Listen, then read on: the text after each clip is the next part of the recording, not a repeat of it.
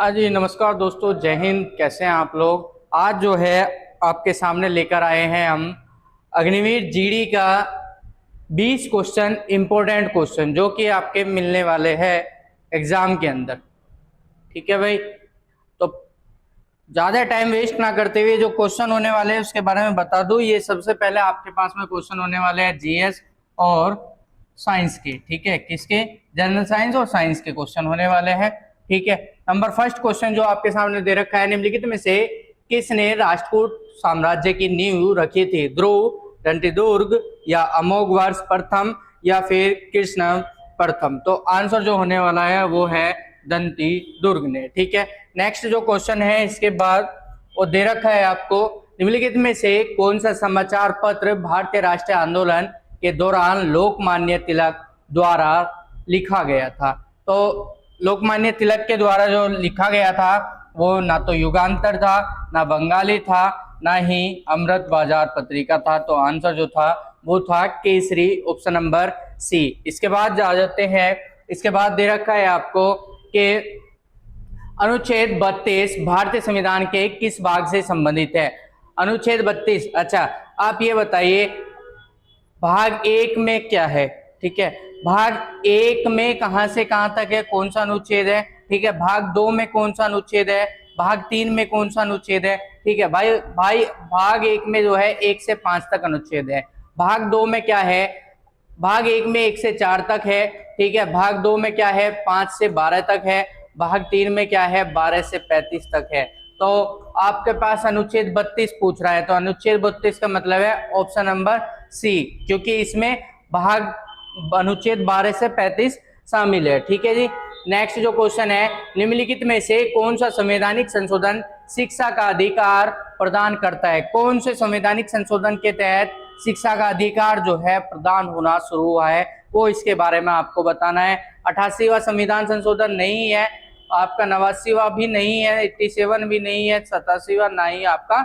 ओ फिर आपका जो है आंसर है 86, या मेरी भाषा में बताओ तो ऑप्शन नंबर डी जो है आपका आंसर होने वाला है। ठीक है जी, कौन सा? ऑप्शन नंबर डी आपका आंसर हो जाएगा। चलिए भाई, क्वेश्चन नंबर नेक्स्ट बात करेंगे हम संयुक्त सैन्य अभ्यास जो मिलिट्री एक्सरसाइज होती है एक्वेरिन 2025 का 13वां संस्करण किस देश में आयोजित किया गया था? भाई थोड़ा सा प्रॉब्लम हो जो इसमें फॉन्ट लिखने में हुई होगी, बाकी तो कोई दिक्कत नहीं। तो जो बात कर रहे हैं हम संयुक्त सैन्य अभ्यास एक्वेरिन 2025 का 13वां संस्करण किस देश में आयोजित किया था? भारत में नहीं किया गया था, कंबोडिया में नहीं किया गया था, थाईलैंड में नहीं हुआ था, ऑप्शन नंबर सी जो है मालदीव में हुआ था।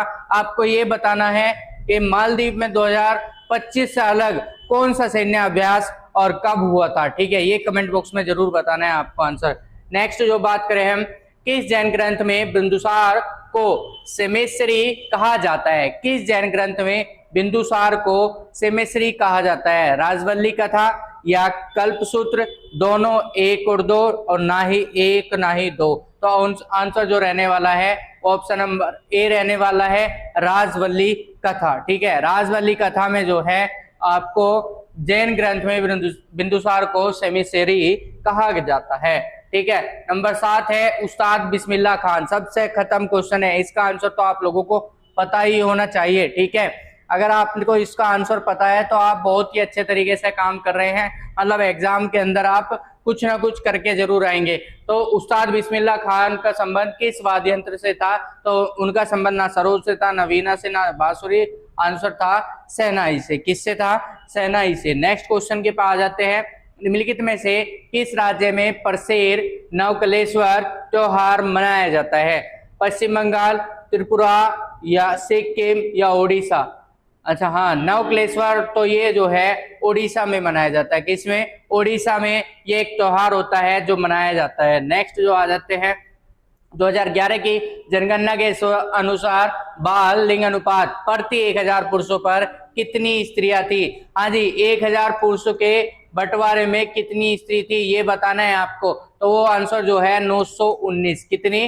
919 जो है ऑप्शन नंबर ए आपका आंसर होने वाला है। नेक्स्ट जो बात करें हम क्वेश्चन नंबर 10 की, अब तक के जो जितने भी क्वेश्चन हमने किए हैं बड़े ही गजब के क्वेश्चन है, कहीं ना कहीं आपके एग्जाम के लिए इंपॉर्टेंट है और इनमें से आपको पेपर में 2 से 3 क्वेश्चन 100% देखने को मिल जाएगा।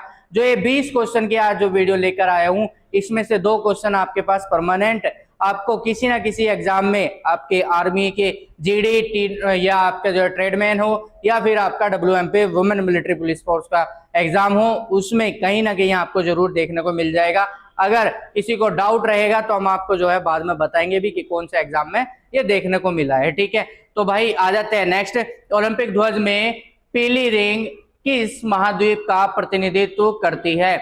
ओलंपिक ध्वज में पीली रिंग, अच्छा पीली रिंग जो है वो एशिया का प्रतीक करती है। ठीक है, एशिया का जो है लीडरशिप निभाती है। नेक्स्ट जो है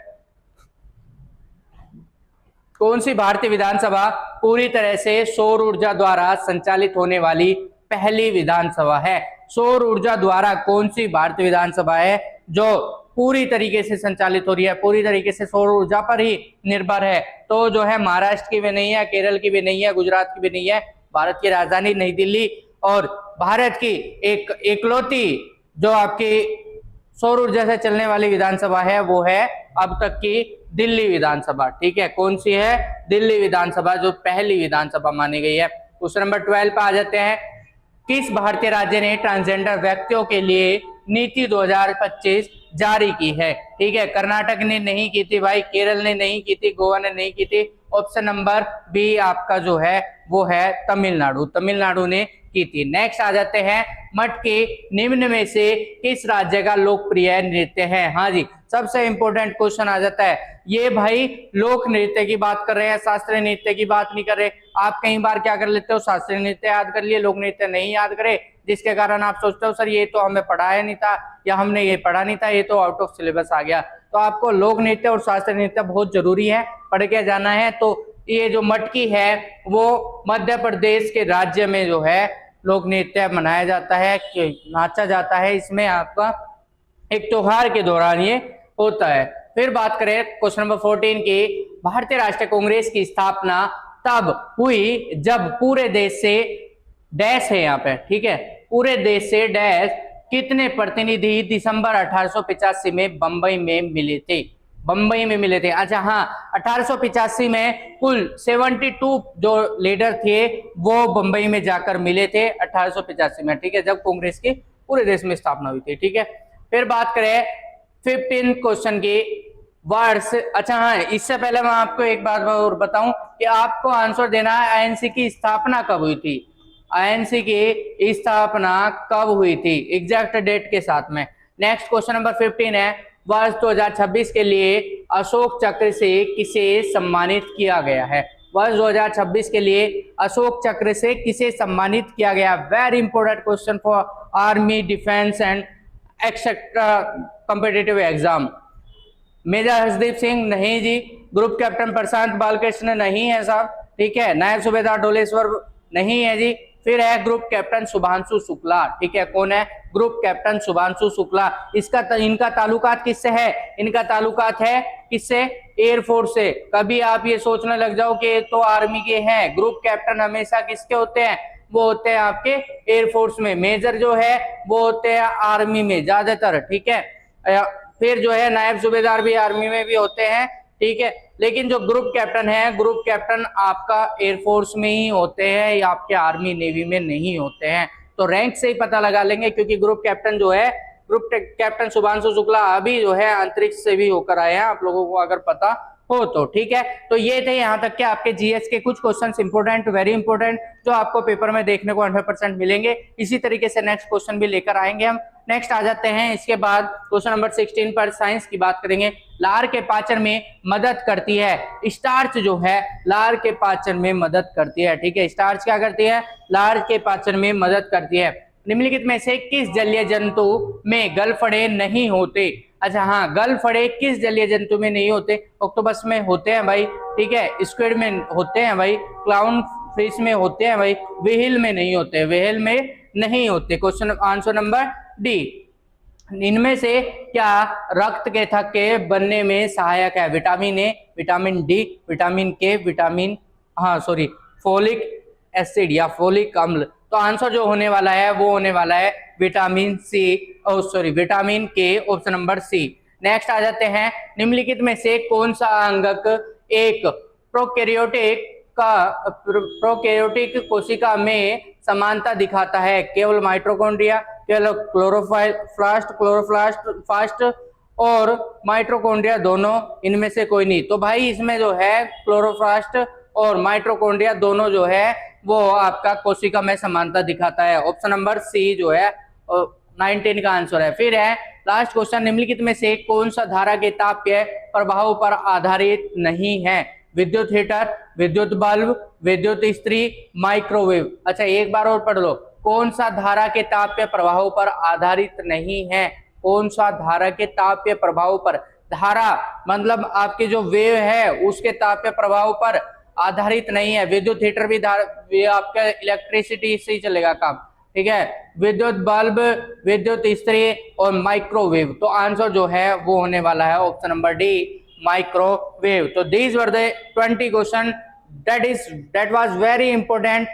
और आपको जो है इसी तरीके से नेक्स्ट क्वेश्चन भी हम देखने को देंगे बहुत ही जल्दी से, जिससे आप जो है अपने एग्जाम को बहुत ही इजी तरीके से क्लियर कर लेंगे, ठीक है। अगर इसमें आपको कोई भी प्रॉब्लम हुई हो तो आप कमेंट बॉक्स के माध्यम से बता सकते हैं, लेकिन अपने जोश जुनून को अपना एक्टिव रखो। अभी आपको ऐसा लगेगा कि यार हमने कुछ पढ़ लिया लेकिन कुछ भी नहीं पढ़ा, ऐसा ये लास्ट टाइम जो होता है इसमें ऐसा लगता है कि सब कुछ पढ़ लिया लेकिन कुछ नहीं पढ़ा। तो आपने जो है एक बार अपने आप को मोटिवेट भी रखना है और दूसरा मेहनत पर लगी रही है, क्योंकि D2 क्लासेज आपके साथ है। आपका लक्ष्य है, हमारा लक्ष्य है, आपकी सफलता हमारी सफलता है। अगर आप सफल होगे तो हम भी सफल जरूर हो जाएंगे। तो आप लोगों से ही हमारी आशा है, जल्दी से अपना आप को मोटिवेट रखिए।